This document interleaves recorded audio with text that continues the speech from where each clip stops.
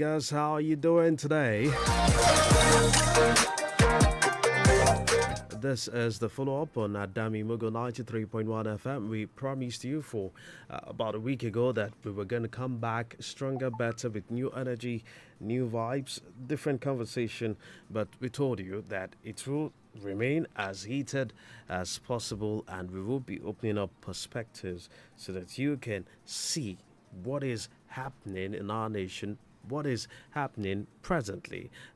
Open up on trending matters, and that is the essence of follow up. Say, hey, welcome. This is follow up, back, better, stronger on Adami Mogo 93.1 FM, and I am Sam OLUGBEMINIYI. So I know that previously you Monday mornings at 10 o'clock you would hear the follow up. Well, now it is 4 p.m. Monday, Tuesdays, and Wednesdays, so you should look out for it. And today, we're going to get straight to business. We've got an interesting conversation to deal with, and my guest has just walked in, and we will kick off this conversation right after this breather.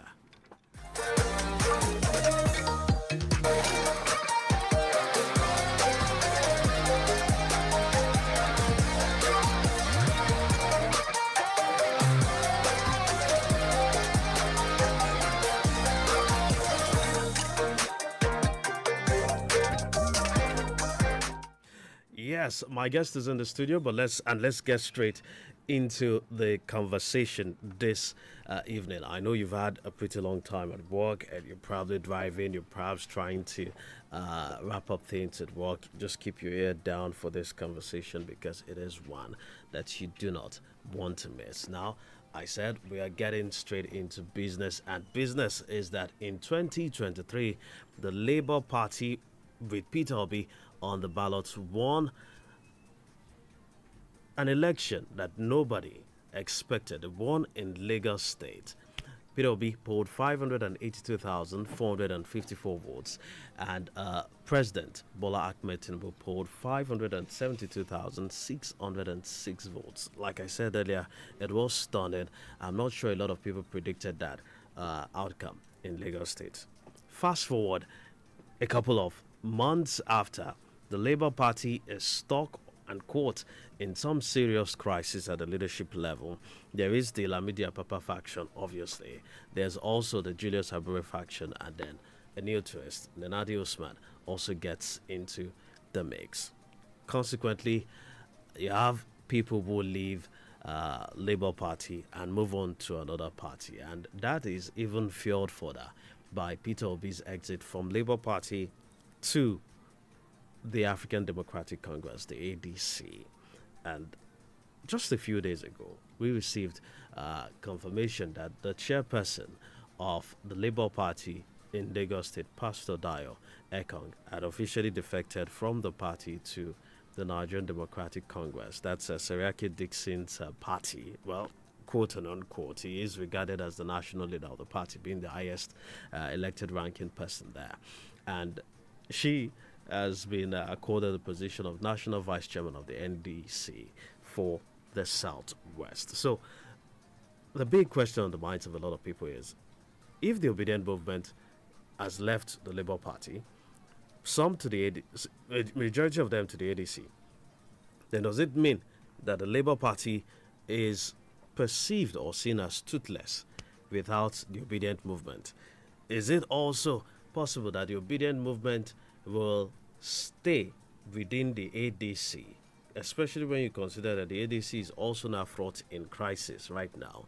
Or will it also shift and move on to another party? It's a lot of questions all interwoven into one. But first, we would kick off this conversation by figuring out what is the status of the Labour Party, a party that won the presidential poll, 3 National Assembly seats, and about 2 State Assembly seats in Lagos.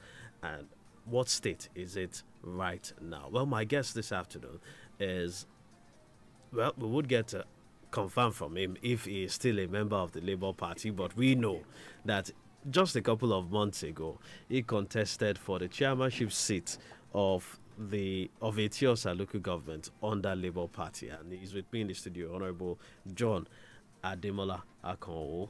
It's good to see you, It's a pleasure. Honorable John. You know, it's quite interesting. Some would say Akono. Yes, we know it's Akonwo. Yes, Akano, because So, would you like, is it Omo Igbo or Omo Yoruba? indeed, A lot of people contemplate. In fact, when I was in the university, the same thing happened. When I was contesting then in the university days, and a lot of people say, it's Igbo because they just write John Akano, John Akano. So a lot of people call it John Akano. Okay. And they thought I'm Igbo and all of these things. So until later they got to know that this guy is a Yoruba. Was that a problem during the elections? During my elections in the university. No, I mean for the local government, the last one. Were there people who saw you as, okay, maybe this one? Because the name is now complete. Okay. This is now John Ademola Akon. Okay. Great. So a lot of people now get to know that I'm Yoruba. Okay, great. And now let's look at the way things are now. A party defeated the ruling party in Lagos State, and everybody in 2023, and everybody said, hey, see, this party is going places, this party is top notch. And just a few months down the line, the party then looks a bit weakened. Walk us through what has happened between that period and now. What is the status? What has happened to Labour Party, especially here in Lagos State? Okay, so I would say that what happened to Labour Party is something that has happened to every other party. You call it internal crisis. Now, and if internal crisis is not well managed, it will cause this. It has happened to some parties like that. And if you look at it, even the same ruling party is having they will have the same challenges, but there must be leadership that were able to handle the crisis very well. So some of the things that happens are things that were not properly handled. And that was what caused all of this issue. What happened in 2023 elections was not just an election. It was not just an election. Sorry, I need to go. Yeah. Sorry. What happened in 2023 election was not just an election. It was a national awakening where millions of Nigerians, most especially the youth, came out in mass to defend their vote for the right candidates, and make their voice echoed in the nation, and to reshape the governance. They have done that. But because of the internal crisis, we are not being managed well. I think that's what caused the issue. So what happened at the national level obviously affected the state level? Yes, it will actually come down. You know, we have three arm of government. We have the federal, the states, and the local. Now, whatever thing that is coming from the federal, it will definitely affect the state, and it will affect the local. If you look at the ruling party now, you see the way they were structuring things. Even when it looks as if they have all the percentage of the number of governors, the higher percentage of the senators, the higher percentage of the reps in the House of Representatives, they are still doing as if the election is not sure for them, and that is exactly what it is. So that thing that happens to Labour Party was just an internal crisis that were not well managed. Every other party faced the same thing. PDP has faced it. Even this ADC that everybody is going into now, have faced it. The same ruling party, which is APC, have faced internal crisis. But when crises are not well managed, it can lead to this. So whose fault is it that it wasn't well managed? I would say that I'm not going to shift blame on anyone. Because are you trying to be political? You're a politician. So you're trying to be political. It is not an individual thing. It's not an individual thing. It is a politics that is being played in that aspect. are not well managed. But let me tell you, the structure of Labour Party was one of the strongest structure that came on board in 2023. Did that structure help you when you were contesting? Because you know the crisis had reached a high level. Yes. By the time you were contesting for the local government chairmanship position, and you came under the Abure faction. So was that structure still strong enough to help you during the election? Okay, so during the election, during the local government election, yes, the structure were in place. I want to give a kudos to the person of Pastor Dayo Ekong. Yeah, she's a woman, and a woman like a man. She's a force on her home. She pulled her weight the way she could during that election, and we'll try our best. But you understand how the whole politics played out. It played out. It was a game. It was a game that was played out that they didn't even give any chances. So were you fighting to the end, or you gave up in the middle? Because I didn't give up. So what were you fighting for when you know that there was crisis within the party? The woman that you have now referenced herself admitted that there was no progress for any political pursuit for a very long time because of the crisis within the party. So what exactly were you fighting for? Or did you even have the team? Because you said she tried her best. You've mentioned the chairman. Yes. But aside that one person, was that structure even strong enough for you to keep fighting today? I was saying that, like I said initially, that there was strikes, crisis we always beat in every party. So, and they are still trying to resolve whatever the internal crisis that is still going on. A lot of people are saying that, is there still Labour Party? Yes, there's still Labour Party.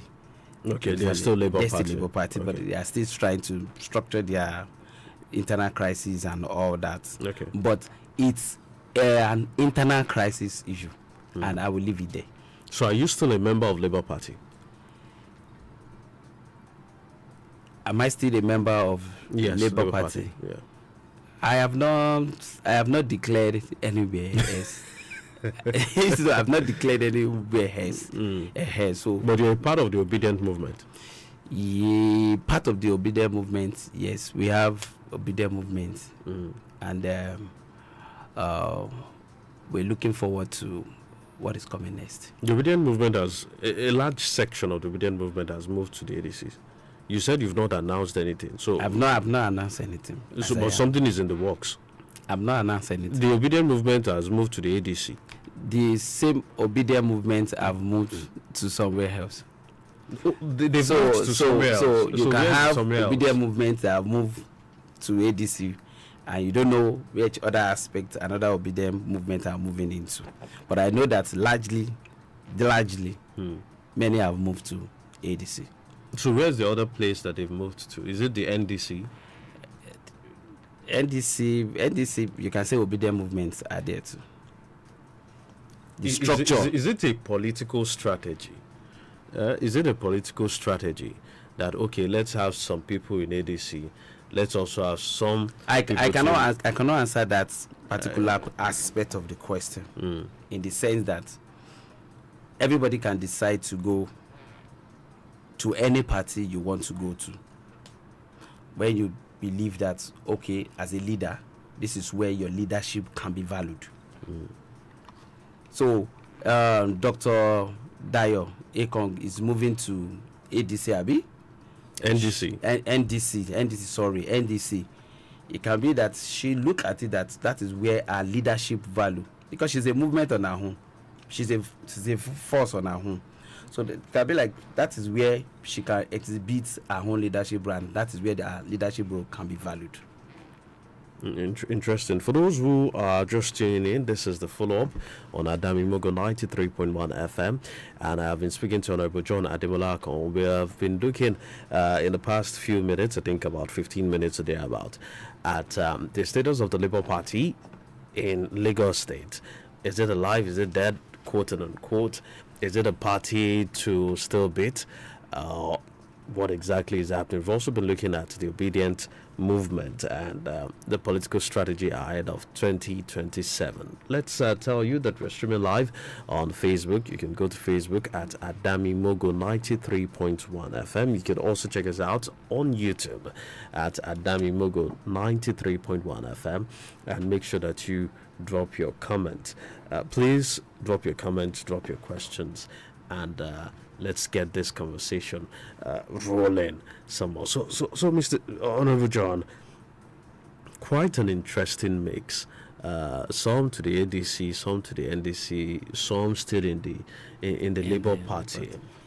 But when you look at the Labour Party and the crisis, some people would ask the question: if Peter Obi, a man who wants to be the president of Nigeria, cannot help to manage the crisis within the Labour Party, a party that obviously could have strengthened, if he had stayed within that party, then why should we follow him to any other party or continue to think that he is in the best position to be president of Nigeria, especially a multi-complex state like Nigeria?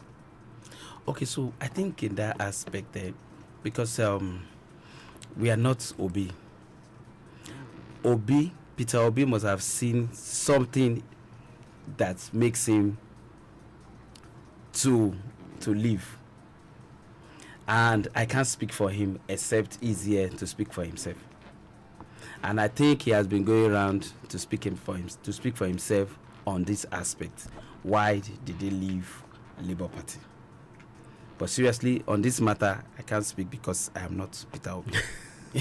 Yeah, but you believe the man. I'm part of the movement. So why do you believe the man? Why do you believe the man? Because he has a track record and he is the man of the people. People love him. Nigerians want him. Nigerians How do you know Nigerians want him? Yes. He could see it everywhere. He polled just about 6 you points. could see it everywhere. He polled just about 6.1 million. I was privileged of that.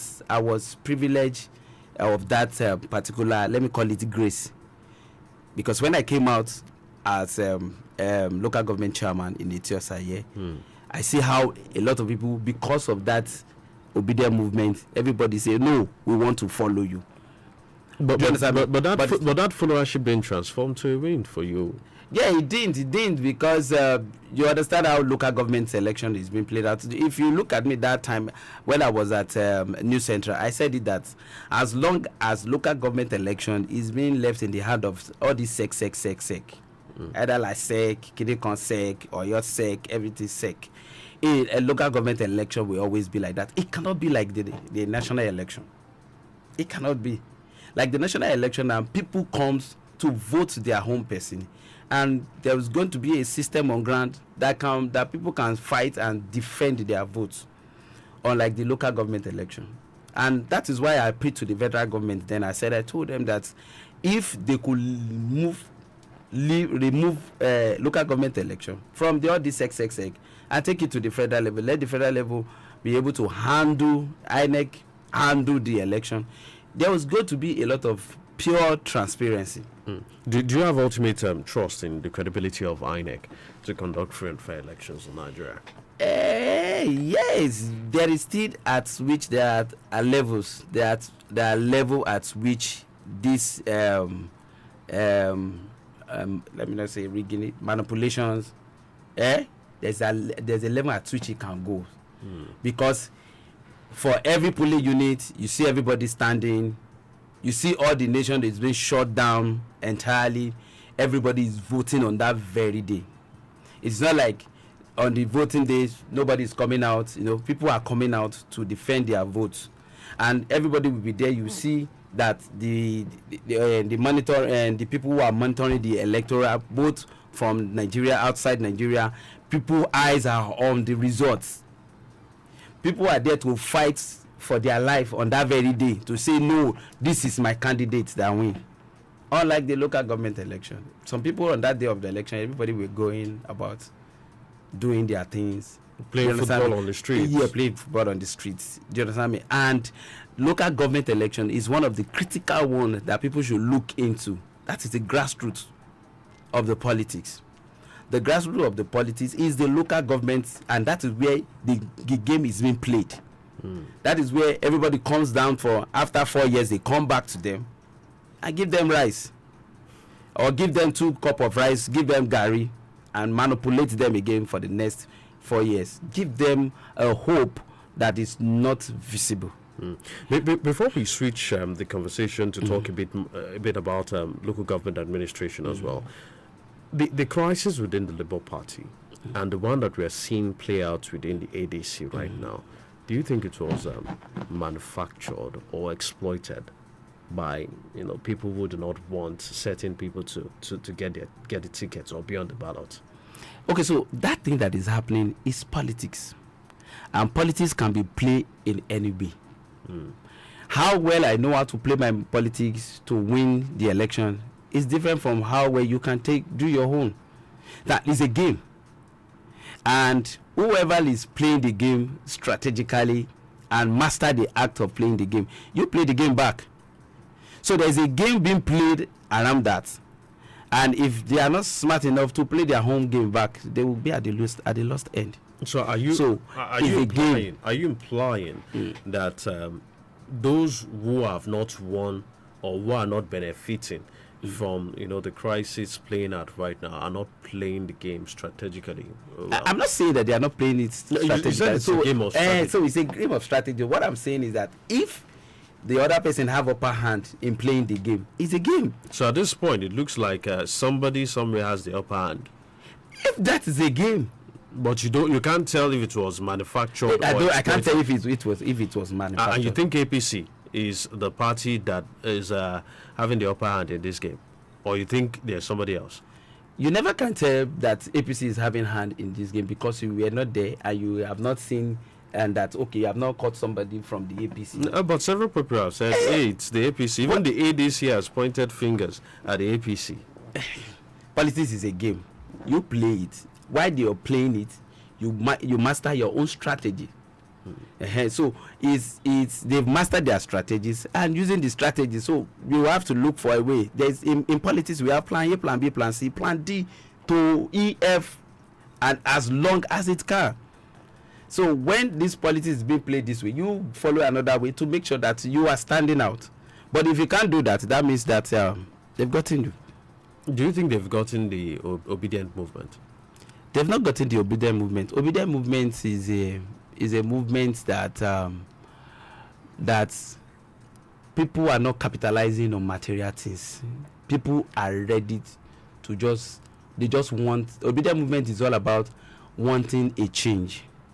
Now, I'm not going to say that there are bad people in every other party. There are good people in APC. There are bad people in APC. There are good people in Labour. There are bad people in Labour. There are good people in obedient movement and there are bad people in obedient movement.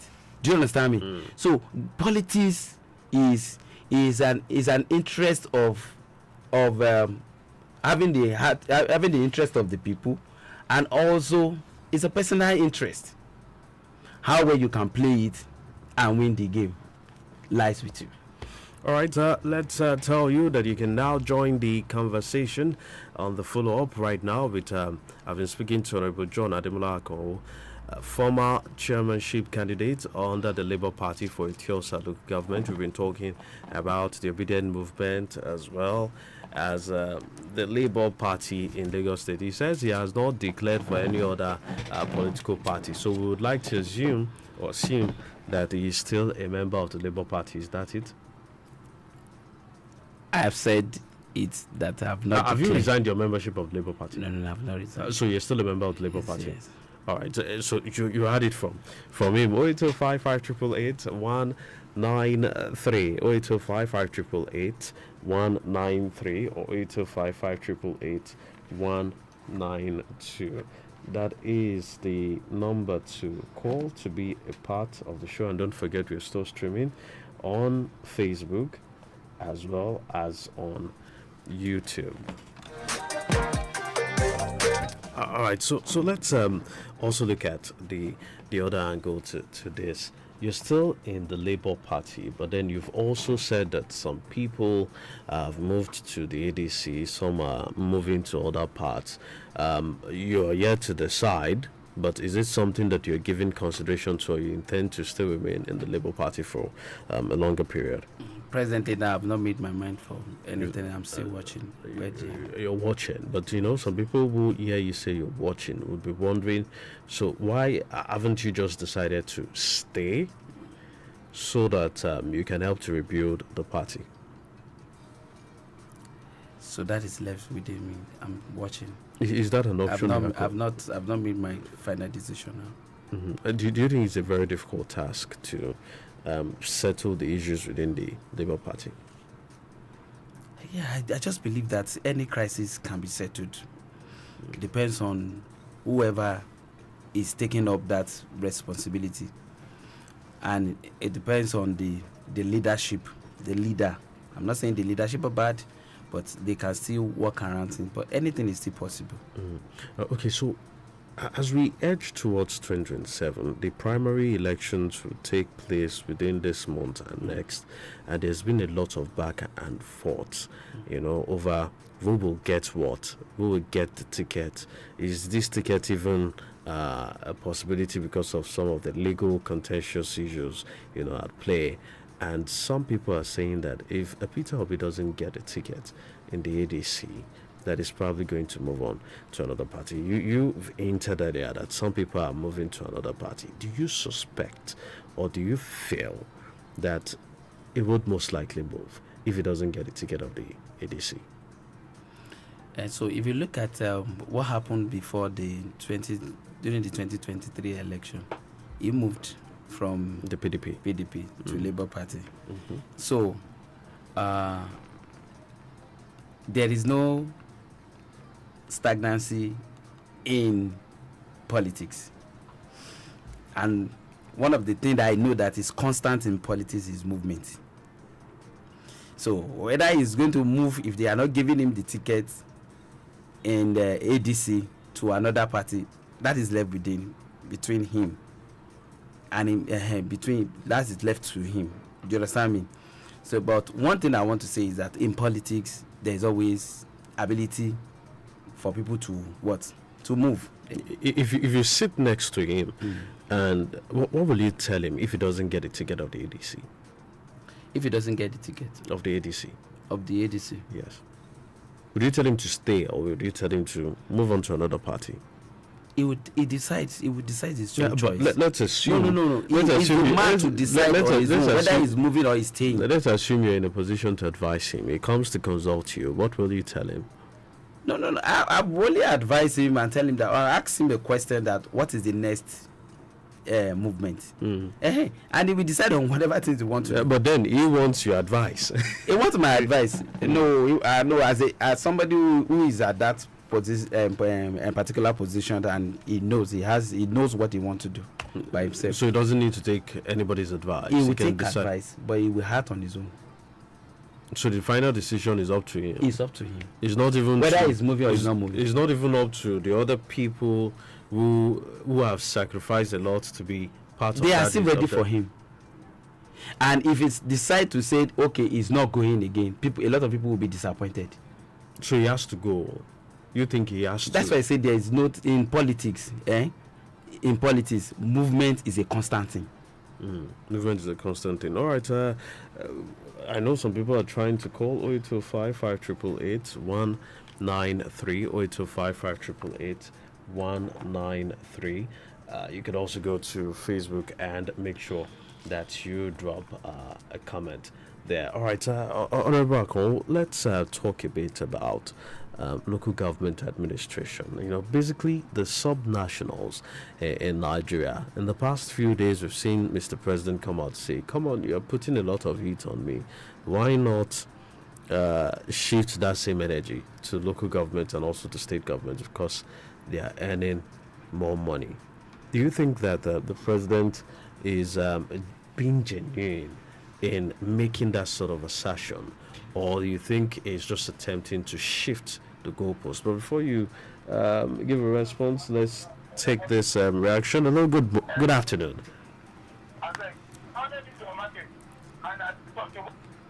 Okay, I have no idea what you're talking about, but, but please, you can keep trying to 55 193. This is the follow-up back and better. Yeah, I know a lot of you are still wondering, is it the same follow-up we listened to at 10 o'clock?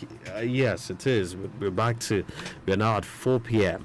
So there are no mistakes at all. It is still the same follow-up. So yes, to my question. Obviously. Yeah, but I'll just recap again. I was saying that the president has said we should ask the local governments and the states, questions because they are getting more money. And I was asking if you think that the president's concern is genuine, or you just think it's a tactical decision or a tactical statement to shift the goalpost from him. I don't think that thing that the president did is to shift. What did he say? Yes, I mean shift the goalpost or shift the responsibility. No. He's trying to. What Mr. President is trying to do is, because when politics is being played, this politics starts from the grassroots, and from the grassroots is at the local level. Now, many things that need to be done supposed to start where the people feel the heat. Or the efficacy of the government is from the grassroots, and a lot of the local governments chairpersons always complain that states did not release fund for them, and that is why I believe that thing that Mr. President did, it was a brilliant idea, so that you can hold whoever is not delivering in his local government responsible. Okay. So it's a brilliant idea, and I don't think he wants to shift the goalposts. But he just wants people to be responsible. Let us see. Okay, a lot of people are saying that. Okay, the local chairmen are saying that they have not received money from the state government. Now, if the money is coming directly to them, let's now see what you can do. Now, we have a lot of cases. When I contested for Etiosa local government, I pointed out 3 strategic locations where we always have flood issues. Okay. And this place, I believe, it should be number 1 priority of any local government chairman coming in. Should be number 1 on your list. Okay. When we talk about Agogi, okay, Agogi, I know down Agogi. to Ajiron. That place need to be fixed. Kusela, any little drop of water, rain, any little rain that fell like this, you see the whole place is messed up. And these are the work of the local government. A lot of things that need to be done, but these are primary reasons why people want to say, okay, you have done well. But when this fund comes, whatever the fund is being used for, now need to be accountable. Now, these people need to be accountable to be people, and people need to demand accountability from every local chairman. What are you doing? What have you done in this place? What have you done with the money that the government is sending? I think Mr. President, he did a very brilliant thing for asking that the funds should come directly to the local government, so that people, instead of people shouting that, okay, we don't have water, we don't have light, we don't have street lights, no security, no local security guiding our environment, we have flood in this area, the drainage in these areas are nowhere cleaned, are nowhere maintained. Now let the people now hold everyone responsible. I see this guy now, what he's doing, Scott. You can see what Scott is doing. Is dragging presently people and local government chairmen, demanding for accountability, and that is exactly what the citizens should do. All right, it's just a local government. You have a Princess Adetoro who is in charge. What is your assessment of her in the past 10 months? Yes. What's your assessment of how she has fared in the last 9 to 10 months? Though we've not get to meet, and The assessment, like those two things I mentioned, I've not seen anything happening there. So if you had to rank her from A to perhaps I don't need to rank her. The people will do. Okay. The people. But you're a member of the opposition. Do you equally have a responsibility to help the people hold her accountable? Yes, I can give an advice. Do you understand? I can give an advice if I'm called on, and I have a lot of plans and strategies what I actually want to do. Politics is not a personal interest, it's the interest of the people. Now, when you have the interest of the people at heart, I can give an advice and say, okay, we can do this, we can do this. This is what I have in my plan that I want to do for Etiosa. We can have that. But with the things that I've seen, I'm not going to rate anybody, but let the people of Etiosa do. Okay, well, let's now hope that the people would be able to do what they have to do, and we would be able to provide a platform, for them to be able to hold the local government administrators responsible. 0805 588 192, 0805 588 193, 0805 588 193. I have Honorable John Ademola with me in the studios, and we're waiting for you to drop your comments at this point.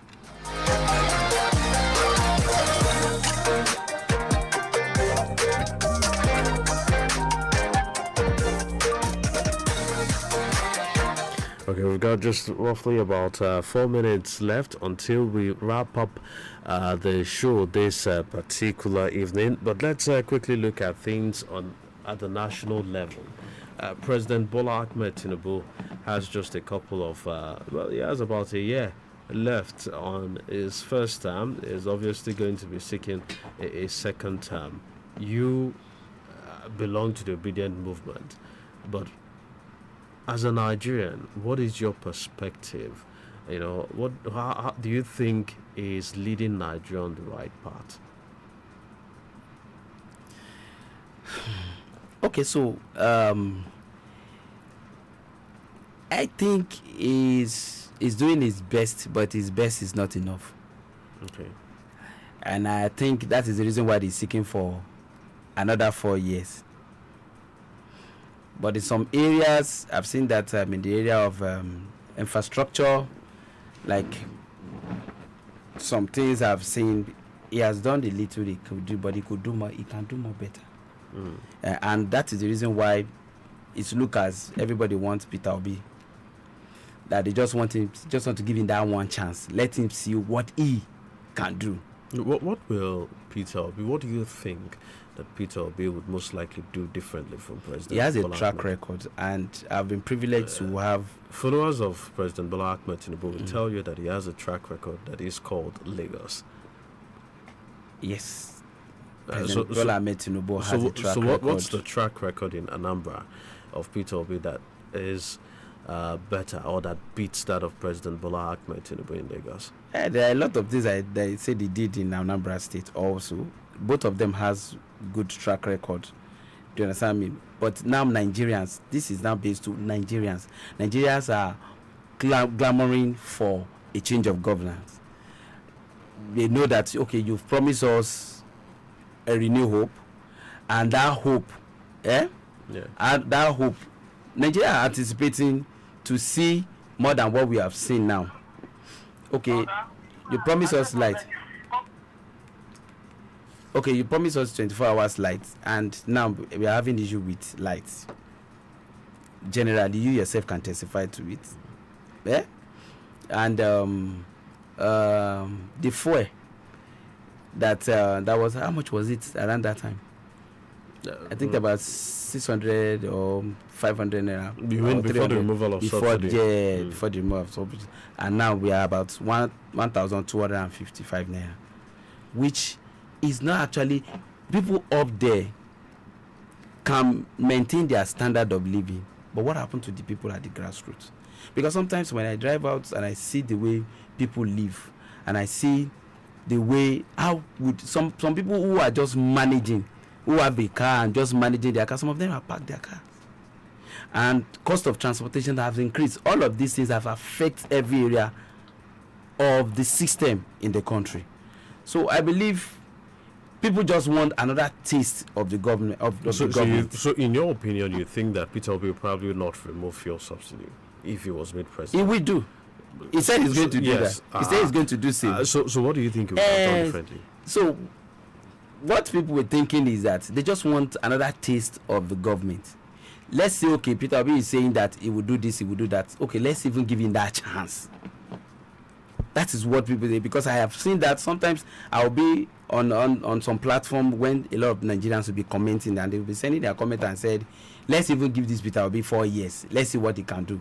How do you think it will be easy for Peter Obi to do some of the things that he has said? Considering that he would have to pass through the National Assembly.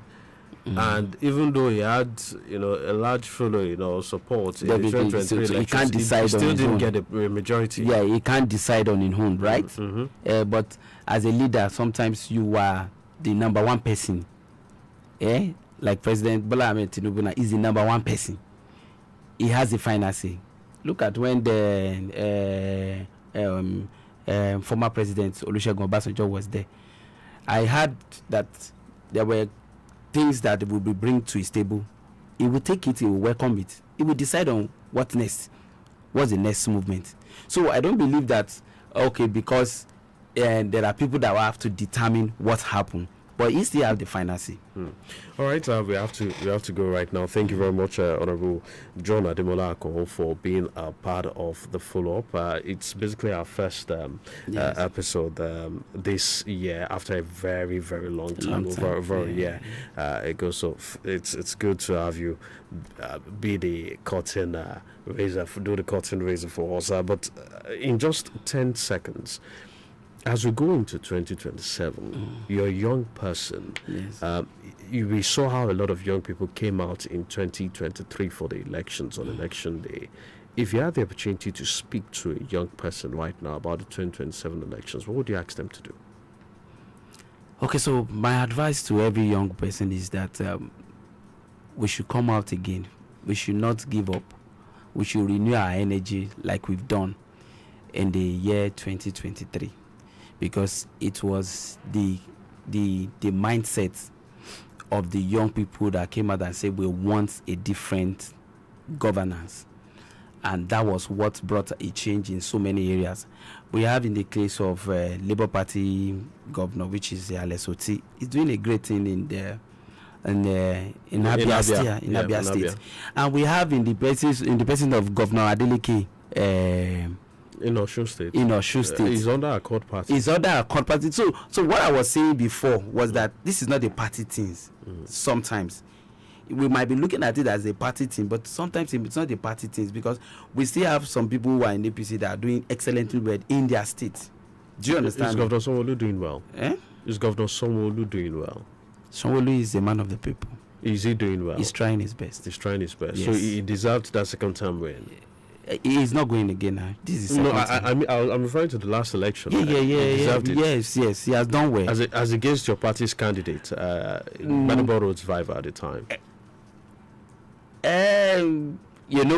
Gbadebo came in during his second term. Yeah. Do you understand me? But I will not say Gbadebo will not do more than what he has done, or he has his own strategies of coming into the governor. But Governor Sanwo-Olu, among all the governors I have known that have ruled in Lagos State, he has shown himself as a man of the people. Because I see him, he goes to different places, see what is happening around and all that. And I've had a case whereby there was an issue that happened on Etiosa. Then I've not even had opportunity that I'm going to contest for Etiosa local government. And I said something online. I said there was no lights on Freedom Way down to almost Aja.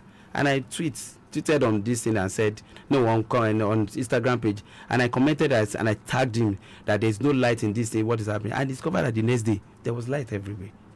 So that means he's seeing, but he might not It sees and he acts. So a lot of things that have happened in Lagos too, he has done his best. But that best can be what? Can be improved on, and can give chance to another person. And definitely, we would have more time to talk about this on either on the follow-up or any of our other programs. Thank you very much, Honorable John, for coming around.